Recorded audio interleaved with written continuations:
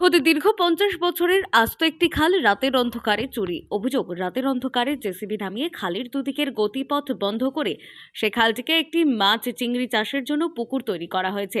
সেই সঙ্গে মাটি ফেলে বাগান ও বসতি নির্মাণের জন্য মাটি ভরাট করে দেওয়া হয়েছে। আর ঘটনাটি জানাজানি হতেই গ্রামবাসীরা সরব হয়েছেন বিষয়টি নিয়ে। নন্দনপুর গ্রামের ওপর দিয়ে একটি খাল গিয়েছে। এলাকার মানুষজন চাষাবাদ করে। কিছুদিন আগে, 4-5 দিন আগে এলাকার মানুষ একটা লিখিত কমপ্লেন আমাদের পঞ্চায়েতকে দিয়েছিল যে আমাদের খালের পাশ দিয়ে কোনো এক ব্যক্তি খালটাকে কাটাচ্ছে। তা লিখিত অভিযোগের পরে আমরা আমাদের জিপি এখন আবাস নিয়ে কাজ চলছে, ওই জন্য আমরা তদন্ত করতে পারিনি।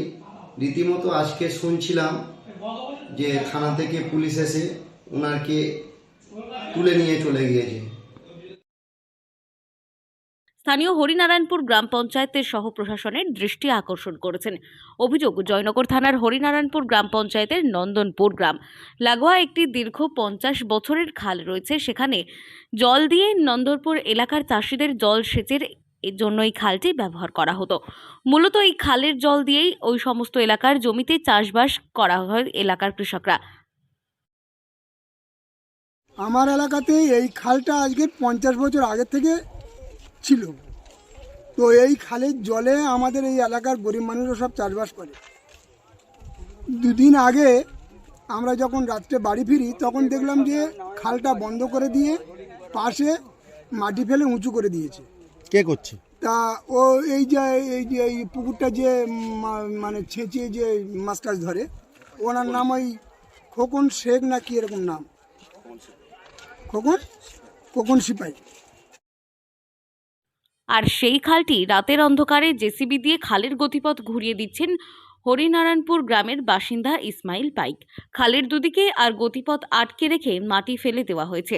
সেই সঙ্গে খালের লাগোয়া বড় মাছ চাষের পুকুর তৈরি করে ফেলে আর বাকি অংশ জুড়ে মাটি ফেলে ভরাট করা হয় পরবর্তীকালে সেই উঁচু জায়গায় গৃহ নির্মাণ ও বাগান তৈরির জন্য। তবে এই ঘটনাটি জানাজানি হতেই নন্দনপুর গ্রামের বাসিন্দারা সরব হন। বিষয়টি হরিনারায়ণপুর গ্রাম পঞ্চায়েত ও জয়নগর থানায় জানানো হয়। বিষয়টি খতিয়ে দেখার আশ্বাস দিয়েছেন গ্রাম পঞ্চায়েতের তৃণমূল প্রধান। ইতিমধ্যেই জয়নগর থানার পুলিশ আটক করেছে অভিযুক্ত ইসমাইল পাইককে। দক্ষিণ 24 পরগনা থেকে সুমন সাহার রিপোর্ট, লোকাল 18 বাংলা।